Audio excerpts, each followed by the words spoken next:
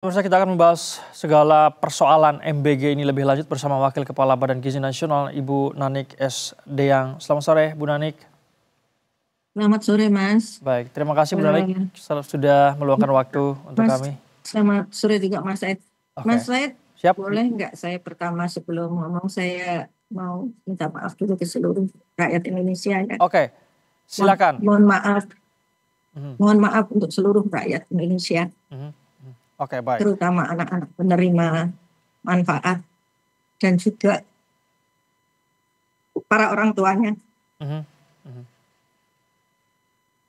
Bila sampai saat ini kami belum secara maksimal bisa memberikan yang terbaik.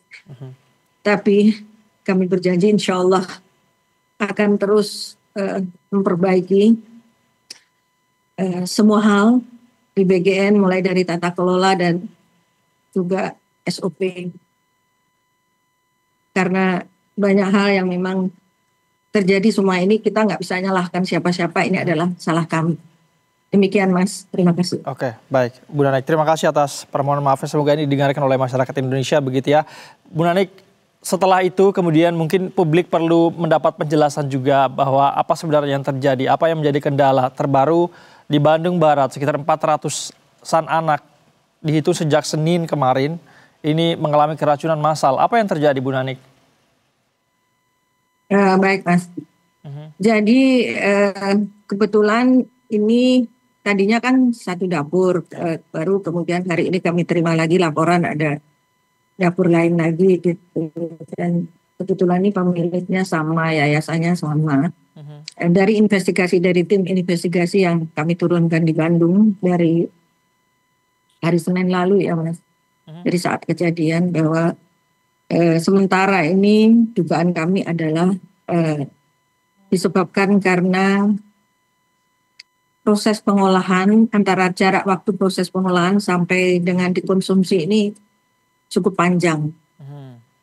Jadi ada yang jam 9 dimasak, kemudian jam 7 dibagikan, lalu oleh siswa baru dimakan jam 9. Artinya 12 jam.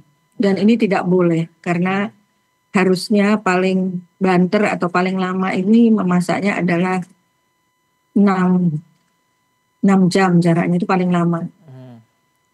Mengapa? Karena sebetulnya SOP-nya ini adalah memasak itu harus dimulai pukul 2 sampai 3, lalu kemudian diantar jam 7, itu yang paling cepat yang dimakan sekitar jam 8. Jadi waktunya masih bisa ini, belum 6 jam. Jadi masak juga harus bertahap. Misalnya pengantaran berikutnya harus dimasak lagi, berikutnya lagi begitu. Jadi secara bertahap. Tapi sepertinya ini kalau dari industri kami SOP-nya ini belum dijalankan. Sekali lagi kami mohon maaf. Dan memang kejadian Bu Nanik, kami ya proses pengolahan yang dilakukan terlalu lama, lebih dari 6 jam ini, artinya berlaku di semua lokasi, di semua provinsi, dari ribuan laporan begitu ya, bukan hanya di Bandung Barat saja, Bu Nanik.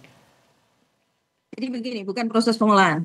Dalam ilmunya, jadi SOP kita, itu makanan nggak boleh setelah dimasak. Misalnya dimasak itu, setelah dimasak, jarak antara masakan matang, kemudian diberikan kepada si penerima itu nggak boleh lebih dari 6 jam.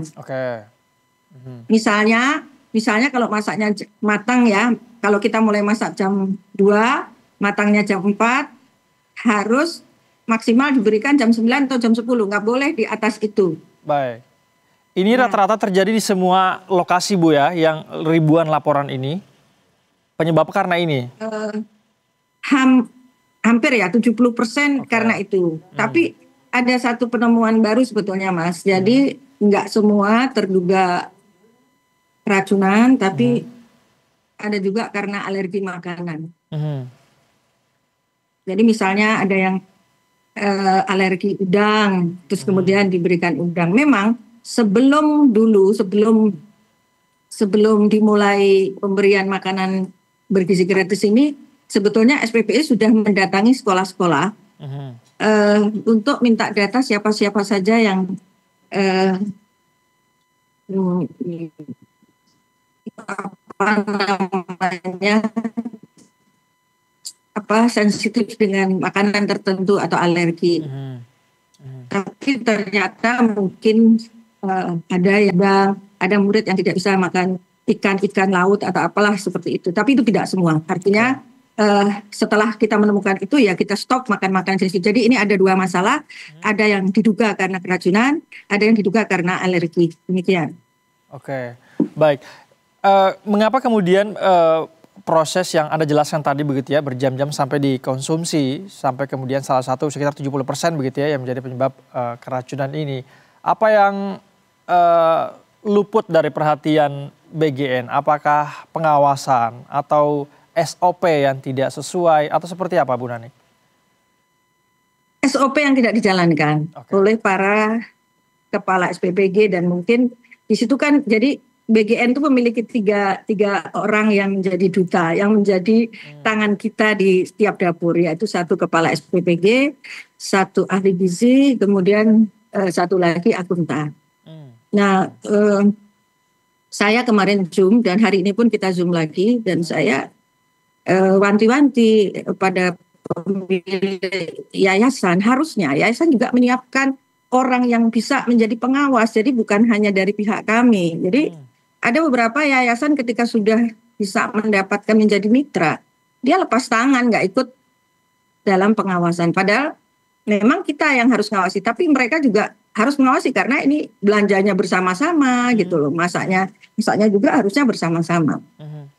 Jadi saya ini juga agak gimana ya, mungkin kok ini semuanya juga hampir 80-90 yang terjadi juga ini rata-rata SPPG baru. Dan kejadiannya ini yang paling banyak ini di bulan September. Nah yang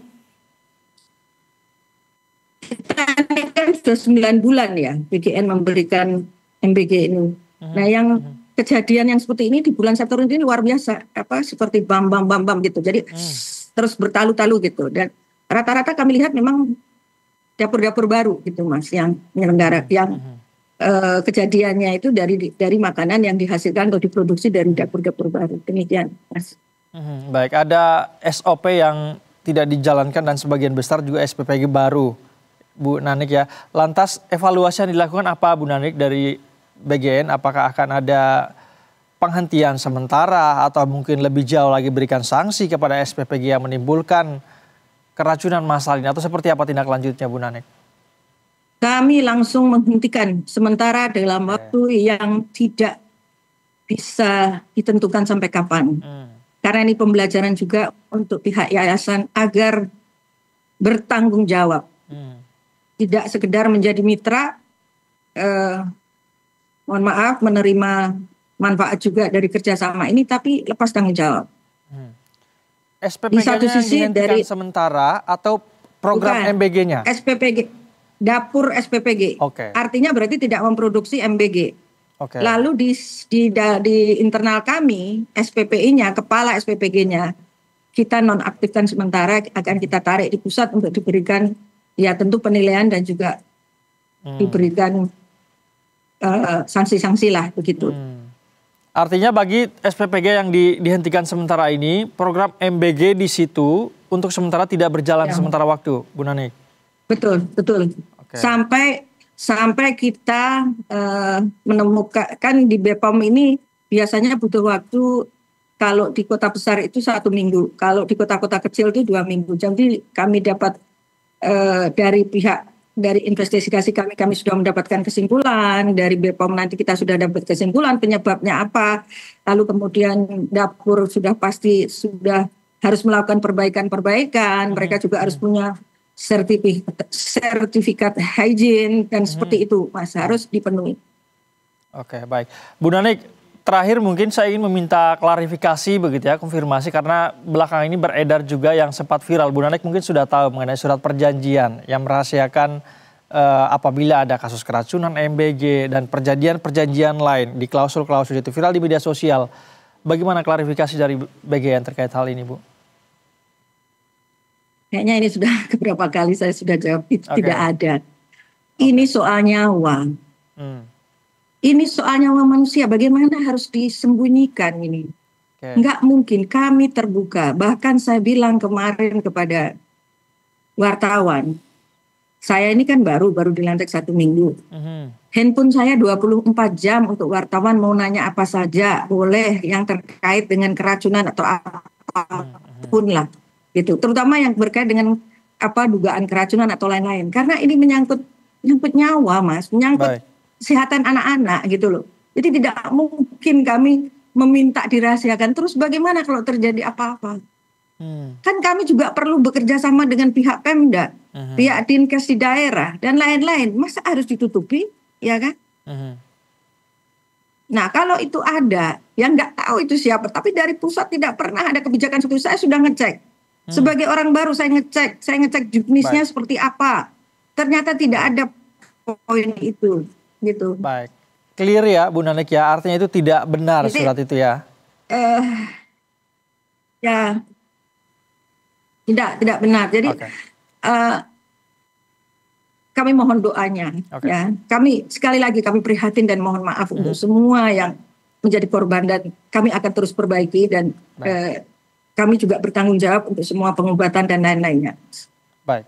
Kita harapkan agar ini bisa menjadi evaluasi bersama Bu Nanik ya, agar tentu ini untuk memperbaiki semua program-program yang telah dicanangkan oleh Presiden kita, Presiden Prabowo Subianto. Terima kasih Bu Nanik telah berbagi, meluangkan waktu bersama kami di Berita Satu Sore. Wakil Kepala Badan Gizi Nasional, Ibu Nanik S. Deyang. Selamat kembali melanjutkan aktivitas. Selamat sehat selalu, Bu Nanik. Terima kasih Mas. Terima kasih.